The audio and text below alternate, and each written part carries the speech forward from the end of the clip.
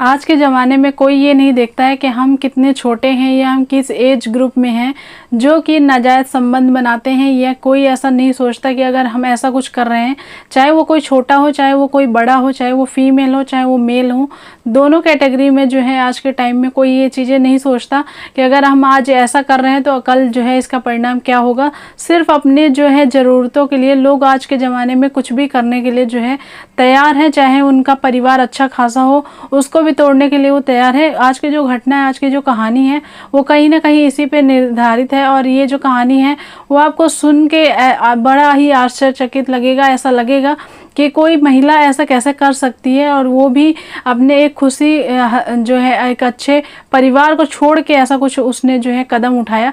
तो चलिए वीडियो को स्टार्ट करते हैं। वीडियो स्टार्ट करने से पहले अगर चैनल पे नए हैं तो चैनल को जरूर सब्सक्राइब कर लीजिएगा। वीडियो अच्छी लगेगी तो लाइक और शेयर कर दीजिएगा। इस वीडियो को आप सुनने के बाद कमेंट जरूर करिएगा। इस कहानी को पूरा जो है सुनने के बाद आपकी जो भी राय है वो कमेंट के थ्रू जरूर बताइएगा। तो जैसे मैंने जो एक हेडलाइन, एक टाइटल आपको बताया, जो है अपनी हवस के लिए लोग कुछ भी करने के लिए तैयार हैं, वो इस जो है कहानी का टाइटल है। ये कहानी जो है बिहार की है। बिहार में जो है एक छोटा सा परिवार रहता जो कि काफ़ी गरीब रहता था।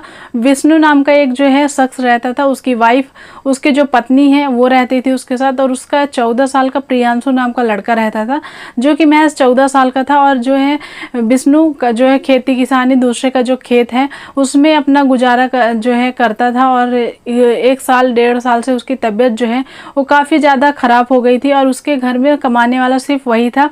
गरीबी जो है वो काफ़ी ज़्यादा उन लोग को तोड़ी हुई थी, और उसमें भी विष्णु को जो है जो है काफ़ी ज़्यादा बीमार होने लगा, तो उनकी आर्थिक स्थिति और ज़्यादा जो है डगमगाने लगी। इसमें अब उन लोग के पास कोई और चारा नहीं था। तो यहाँ पे 14 साल का जो प्रियांशु था उसको कहीं ना कहीं अपनी जो है जो पढ़ाई है वो वहीं पे रोकनी पड़ी, और वो ये चीज़ें सोच लिया था कि बिना कमाए जो है इस घर का गुजारा नहीं हो सकता है, तो चलो हम ही कमाते हैं। तो वो जो है शहर जाता है, और वो महज 14 से 15 साल का बच्चा था। वो शहर जाता है और एक कंपनी में जो है उसको जॉब मिल जाती है। कंपनी में वैसे भी 18 साल 21 साल से पहले जो है नौकरी पे बन नहीं रखते हैं, पर उसके जो कुछ रिलेटिव्स थे जो उनको सोर्स सिफारिश में जो है उसको रखा गया, वो वहाँ पे जो है कंपनी में जॉब करने लगा। 1-2 महीने अच्छे से उसने जॉब की, और काफ़ी ज़्यादा घर से एक बच्चा जो है वो इतनी दूर गया था तो उसको कहीं ना कहीं अच्छा नहीं लग रहा था, पर धीरे धीरे वो उस शहर में घुल मिल रहा था।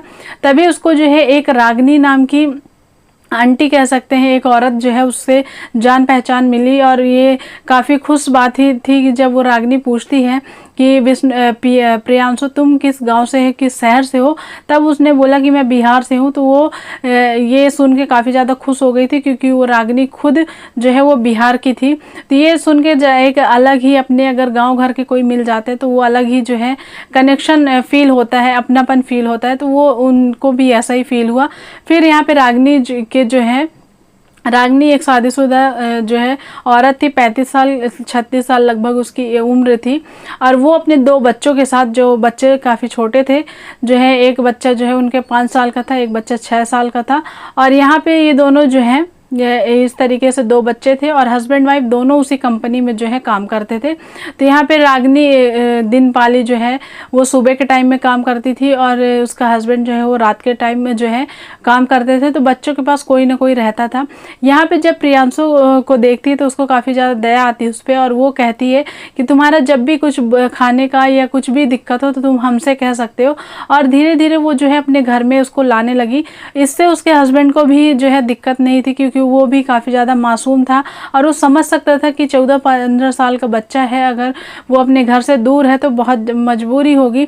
धीरे धीरे इन लोग के जो बच्चे हैं वो भी प्रियांशु के साथ घुल मिल गए थे। यहाँ पे जो है कुछ दिनों के बाद जो है वो एक जो है उनके 2 रूम थे, तो एक रूम में जो है प्रियांशु को कभी कभी जो है सोने की परमिशन दे देते थे कि थक हार के आया है तो तुम यहीं पे जो है सो जाओ। तो बहुत दिनों में जो है उसको खाना भी वहीं का मिलता था, तो प्रियांशु को भी एक अपनापन जो है वो अच्छा लगने लगा। यहाँ पे धीरे धीरे ये सारी चीज़ें होने लगी। उसके बाद एक दिन जब जो है उसका रागिनी के हस्बैंड चला जाता है, तब उसके दोनों बच्चे जो है खा पी के सो जाते हैं। और यहाँ पे प्रियांशु भी उसी दिन उन्हीं के यहाँ उस रात रुका हुआ था, तो वो भी अपने कमरे में जो है वो जाता है और वहाँ पे सोने लगता है। करीब 1:30 से 2 बज गए, तब रागिनी जो है उसके कमरे में जाती है और धीरे धीरे उसके पैर जो है वो सहलाती है। तब उसके अचानक से जो है नींद खुल जाती है और बोलता है कि आंटी आप ये क्या कर रही हैं।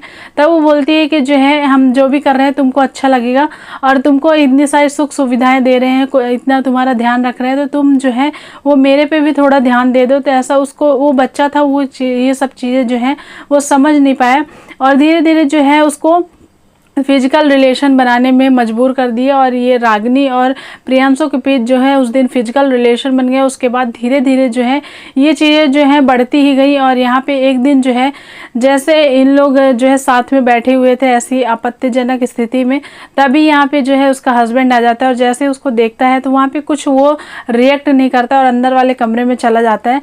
और इतने में प्रियांशु जो है वो जो है काफ़ी ज़्यादा डर जाता है, काफ़ी ज़्यादा सहम जाता है। तब यहाँ पे दोनों को, रागिनी को और प्रियांशु को, रागिनी के जो हस्बैंड है वो बुलाते हैं और काफ़ी तसल्ली से, बिना किसी गुस्से के, बिना किसी गाली गलौज के, काफ़ी तसल्ली से दोनों को समझाते हैं कि ये जो तुम लोग कर रहे थे काफ़ी ज़्यादा गलत है। और प्रियांशु को भी ये कहता है कि तुम यहाँ पे कमाने आए हो तो तुम सिर्फ उस चीज़ में ध्यान दो और ये सब चीज़ें जो है वो मत करो, तुम्हारी ज़िंदगी जो है वो ख़राब हो जाएगी, मैं तुम्हें वार्न कर रहा हूँ। यहाँ पे प्रियांशु भी काफ़ी ज़्यादा डर गया था और उसको, उसकी वाइफ जो है रागिनी, वो भी जो है काफ़ी ज़्यादा सहम गई थी और काफ़ी ज़्यादा माफ़ी वाफ़ी मांगने लगी। उसके बाद बोली ठीक है आज के बाद हम ऐसा कुछ भी नहीं करेंगे। ऐसी सारी चीज़ें होती हैं। उसके बाद जो है 4 से 5 दिन जो है प्रियांशु रागिनी से ना बात करता है, ना उसके घर में आता है। और यहाँ पे जो है कहीं ना कहीं प्रियांशु को भी ये सारी चीज़ें काफ़ी अट्रैक्टिव लगने लगी और काफ़ी जो है उसको लगाव लगने लगा था रागिनी से। यहाँ पे जो है एक दिन दोनों लोग कंपनी में मिलते हैं और इन लोग की बातें होती हैं कि ऐसा कुछ नहीं होता है, सब सही है, और ऐसा ये इन लोग की डील होती है। और फिर जो है 7वें से 8वें दिन फिर जो है प्रियांशु फिर आता है और फिर उन्हीं के जो हस्बैंड, रागिनी के हस्बैंड है, फिर उनको पकड़ लेते हैं। और उस दिन जो है वो हस्बैंड जो है वो बख्शता नहीं है बिल्कुल भी और काफ़ी ज़्यादा रागिनी को मारने लगता है, प्रियांशु को भी काफ़ी ज़्यादा मारता है और रागिनी को बहुत ज़्यादा मारता है। तब यहाँ पे रागिनी बोलती है कि तुम अपने बच्चों को जो है लेके और चले जाओ, मुझसे दूर हो जाओ। तब यहाँ पे उसके हस्बैंड बोलते हैं कि मुझे तुम्हारे साथ जो है वो रहना भी नहीं है और तुम इसी के साथ रहो, जो तुम्हें करना वो तुम करो, पर हम अपने बच्चों की जो भविष्य है वो बर्बाद नहीं करेंगे। और ये दोनों अपने बच्चों को लेके और उसका हस्बैंड जो है वो चला जाता है वापस बिहार। यहाँ पे जो है प्रियांशु जो अलग से कमरा लिया हुआ था उसको भी खाली कर देता है और ये दोनों साथ में जो है वो रहने लगते हैं। एक महज जैसे कि हस्बैंड वाइफ, एक 35 साल की औरत और एक 14 से 15 साल का लड़का, एक ऐसे मतलब लिविंग कह सकते हैं, या साथ में एक शादीशुदा जोड़े जैसे रहते थे। पर ये एज जो है काफ़ी अटपटा था। ये जो कपल के रूप में जो दिख रहे थे वो काफ़ी अटपटा था। यहाँ पे जो है 4 से 5 महीने अच्छे तरीके से जो है दोनों ने बिताए। उसके बाद जब यहाँ पे रागिनी ने काफ़ी ज़्यादा जिद करने लगी प्रियांशु से कि तुम मुझसे जो है वो शादी करो, तब प्रियांशु कहता है कि मैं बहुत छोटा हूँ और ये सब मेरे माँ बाप जो हैं वो एक्सेप्ट नहीं करेंगे, तुम मुझसे बहुत बड़ी हो, और ये सब चीज़ें जो हैं वो होने लगी। तब रागिनी जो है उसको लगातार दबाव डालने लगी और ये कहती थी कि अगर तुमने नहीं किया तो मैं सबको बता दूंगी तुम मेरे साथ क्या करते हो और ये सारी चीज़ तुम्हारी जो है गांव तक मैं पहुंच जाऊंगी। और ये सब बहुत ज़्यादा उसको डराने लगी।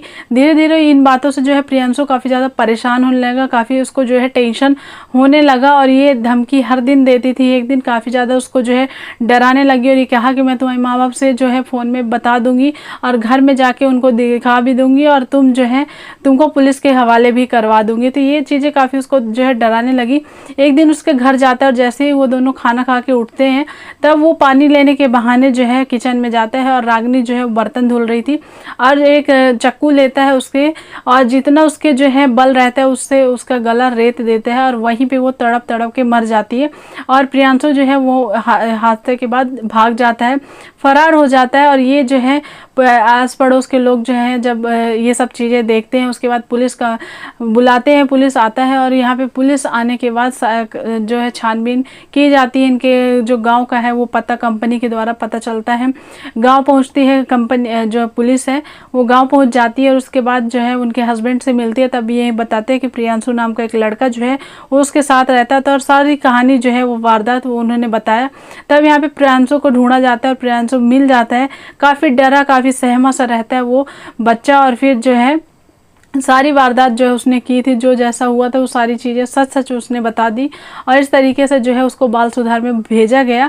और ये पूरी जो है रागिनी ने अपने स्वार्थ के लिए ऐसी एक हंसी खुशी जो है उनका परिवार था, तो भले कम पैसा था पर अच्छा जो है जीवन जी रहे थे, तो ये अपनी खुशी के लिए उसने जो है अपने बच्चों का जो है माँ का साया छोड़ दिया। और ये एक जो प्रियांशु जो एक लौता अपने घर में कमाने वाला था उसको भी जो है वो उसने ऐसे बेघर कर दिया और जो है जेल में डलवा दिया। अब उसको कब छोड़ देंगे ये तो जो है पुलिस वाले या बाल सुधार वाले ही बता सकते हैं, कब तक की उसकी जो है सज़ा है वो रहेगी। इस तरीके की कुछ कहानी है। इस कहानी में आपकी क्या राय है कमेंट करके ज़रूर बताइएगा। मिलेंगे कल के एक नए वीडियो में, तब तक के लिए bye bye. Thanks for watching. Thank you.